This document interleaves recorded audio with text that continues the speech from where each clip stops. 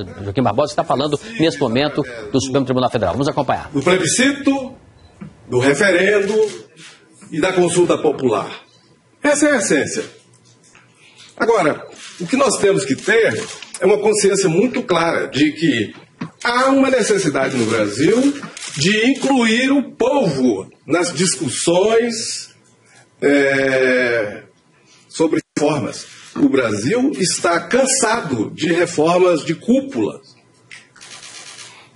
Examinem a história do Brasil,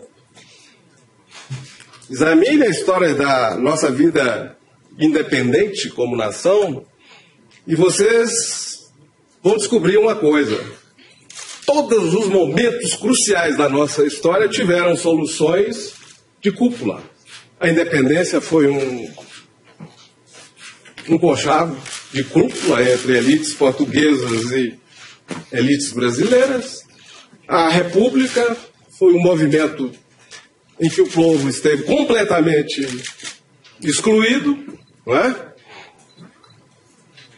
O povo acordou no dia 15 de novembro sem saber que tinha havido uma mudança de regime.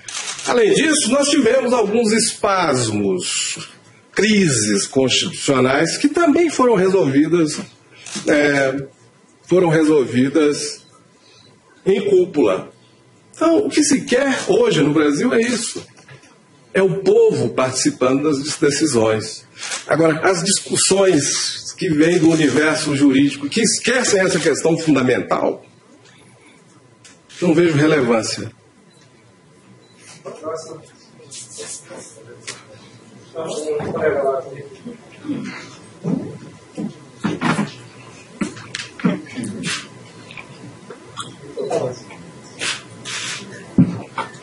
Boa tarde, Alex Guzmão, SBT. O senhor falou no seu pronunciamento inicial de que alteração de reforma política exige emenda constitucional. Sim. Agora o senhor colocou na resposta à pergunta do colega que é preciso ouvir a população.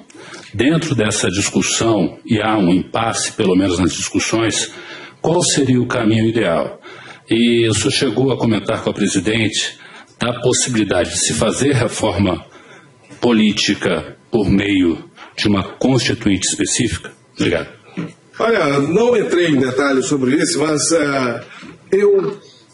e sobre isso ela não discordou, não é?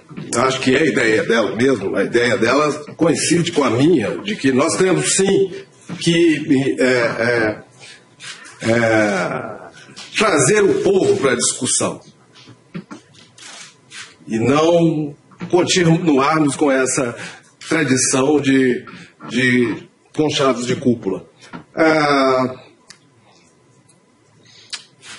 O seu colega anterior trouxe uma discussão puramente técnica, sobre a qual eu me reservo o direito de falar no momento oportuno, quando provavelmente essas questões chegarem ao Supremo Tribunal para discussão, que é muito provável que cheguem, não é, até aqui. Mas a Constituição me parece muito clara, né? A presidente da República, o presidente da República tem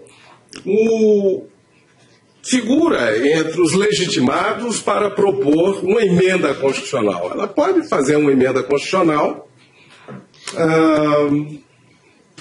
propondo as reformas que ela entender necessárias, especialmente essa reforma política. Agora, o que eu indago é o seguinte: num momento de crise grave como o atual, a propositura de reformas via emenda constitucional seria viável? Essas propostas já não tramitam no Congresso Nacional há anos. Houve, em algum momento, demonstração de vontade política de levar adiante essas reformas? Então é para isso que eu sempre faço questão de chamar a atenção. Não se discute direito, não se discutem questões elevadas de direito de forma dissociada da realidade. E qual é a realidade que nós temos no Brasil? Hoje não demonstraram qualquer interesse em fazer reforma nesse campo. E é exatamente essa falta de interesse que, em parte, levou à crise atual pela qual estamos passando. Então vamos ao ponto, né? Nós temos uma crise de legitimidade. O que nós precisamos é de medidas que mitiguem, que suprimam essa crise de legitimidade. As pessoas que pensam no país, que pensam em soluções que beneficiem a grande maioria, não devem se desviar e perder tempo com discussões que só levam à dispersão, à perda de tempo.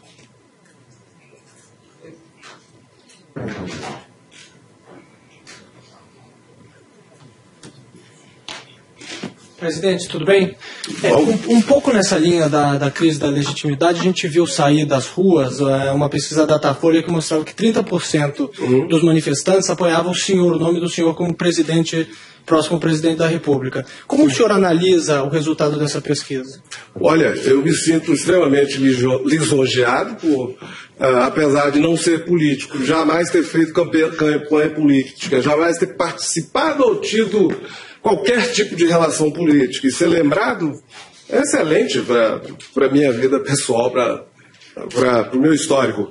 Agora, eu sei muito bem que aquilo são manifestações espontâneas, né, de umas certas, ou de uma certa ou de algumas poucas camadas da população brasileira.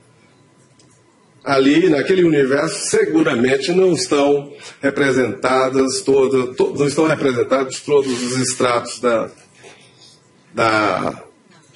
população brasileira.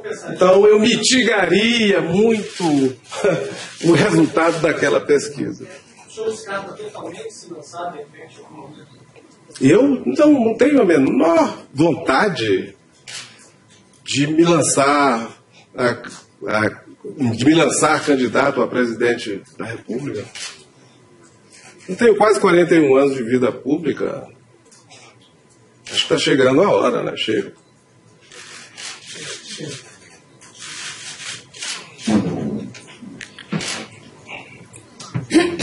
Boa tarde, ministro. A presidente fez, pelo menos através de seus ministros, fez expressar à nação que teria havido uma espécie de consenso, um acordo nacional entre os integrantes do Executivo, governadores e prefeitos que estiveram com ela ontem, e agora tenta esse acordo com o Legislativo e com o Judiciário. O senhor acredita na possibilidade de um pacto nacional por reformas tão profundas como o senhor acabou de dizer? O senhor acha que o Judiciário tem uma contribuição a dar? Dará essa contribuição? O senhor acredita que haverá empenho dos três poderes em efetivamente ouvir as ruas e trazer soluções para as questões que estão colocadas?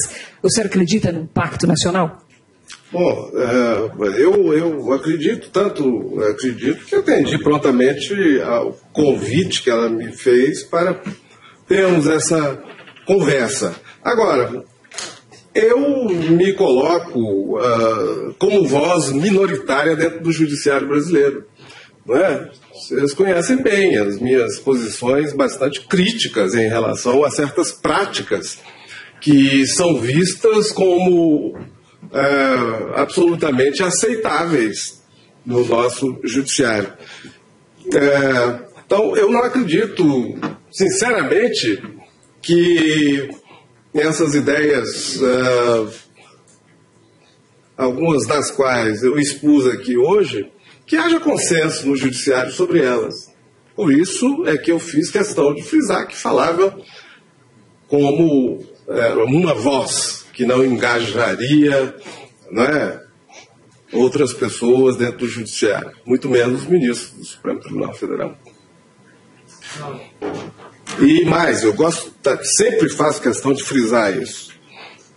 Se eu tenho essas ideias, eu as tenho porque elas são fruto de uma trajetória pessoal, de uma trajetória acadêmica, de quem tem experiência em viver em grandes democracias. A minha vida profissional jamais foi pautada por discussões puramente acadêmicas. Eu tenho sempre o pé na realidade. Mas não só na realidade nossa aqui, na realidade do nosso país.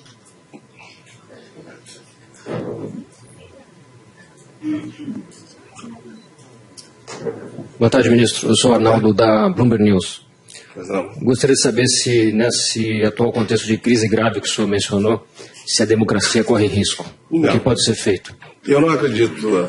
O Brasil tem já uma democracia bastante sólida e sólida o suficiente para passar por turbulências como essas sem maiores abalos. Não acredito. Não acredito em nada que venha colocar em risco a nossa democracia. Evidentemente que as respostas à crise têm que ser as mais corretas.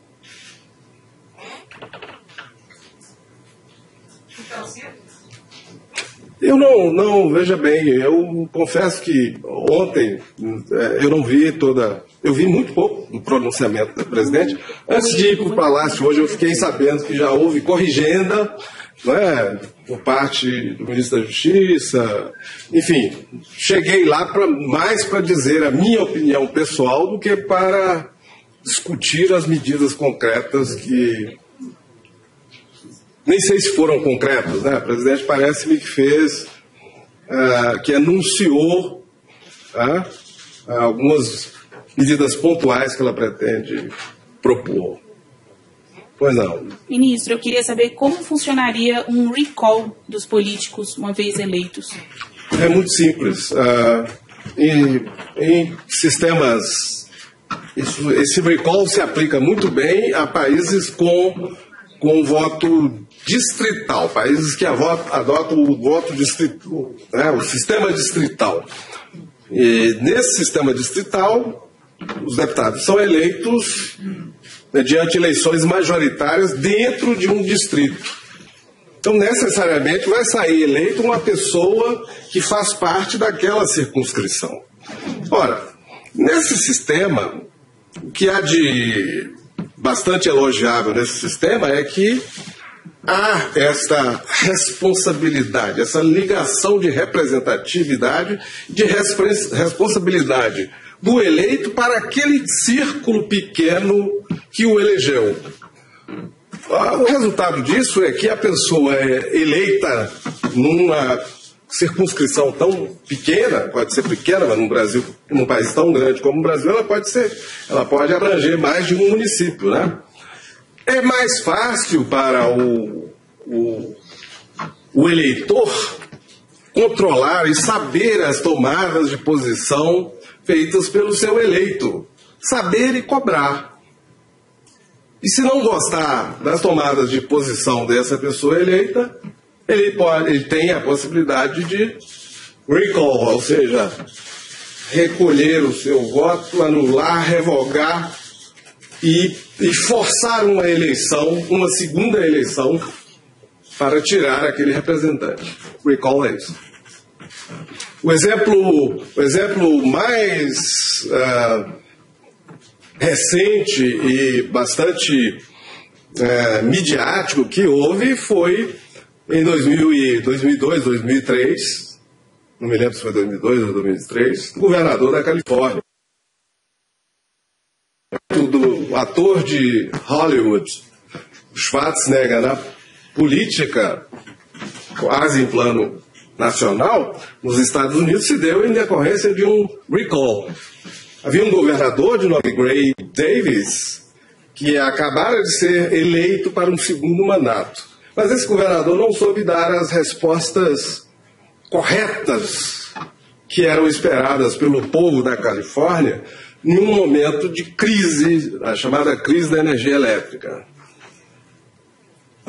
Os eleitores propuseram um recall, o recall foi aprovado e, num segundo momento, foi aprovada a destituição dele. Mas isso existe em outros estados americanos.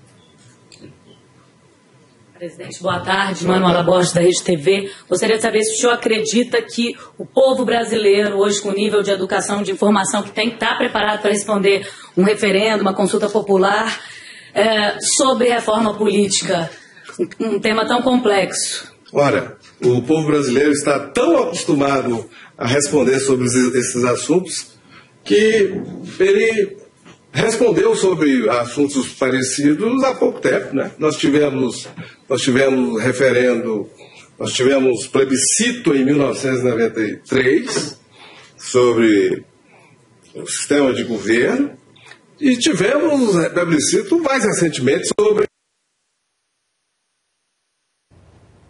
Muito bem, tivemos um rápido congelamento da imagem, certamente ela vai voltar rapidamente, mas você está acompanhando a entrevista do presidente do Supremo Tribunal Federal, Joaquim Barbosa, entrevista coletiva, em que ele está respondendo as perguntas dos repórteres. Vamos acompanhar. Não tem autonomia para dar as respostas para as questões nacionais. O que falta no Brasil é dar ao povo a chance de trazer ele próprio essas respostas. Já está com o tempo misturado, mais duas para a gente encerrar.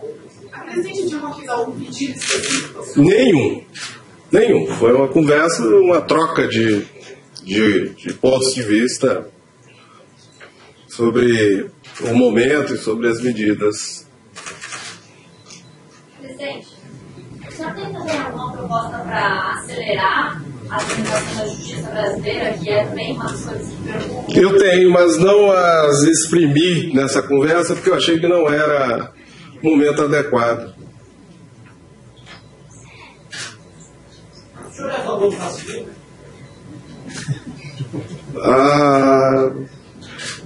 Vocês sabem muito bem aqui, nós vivemos num mundo,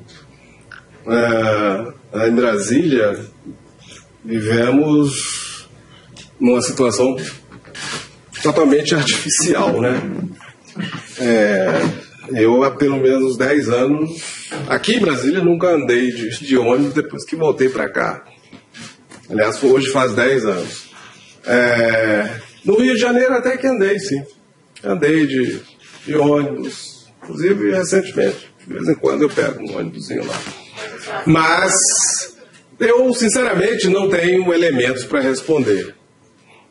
Né? Porque tudo hoje tem custo. E eu não sei como se daria essa equação. Ministro, pois o senhor acha que esses protestos todos, dos quais uma das bandeiras é o combate à impunidade e à corrupção, vão interferir de alguma maneira no fundamento dos embargos da Federal Pacífica? Olha, se os movimentos persistirem, eu acredito que vão interferir no sentido de termos uma resposta rápida. E essa resposta, eu já tenho essa resposta há algum tempo, né? Eu já deixei claro que esses embargos vão ser julgados em agosto, em algum momento de agosto.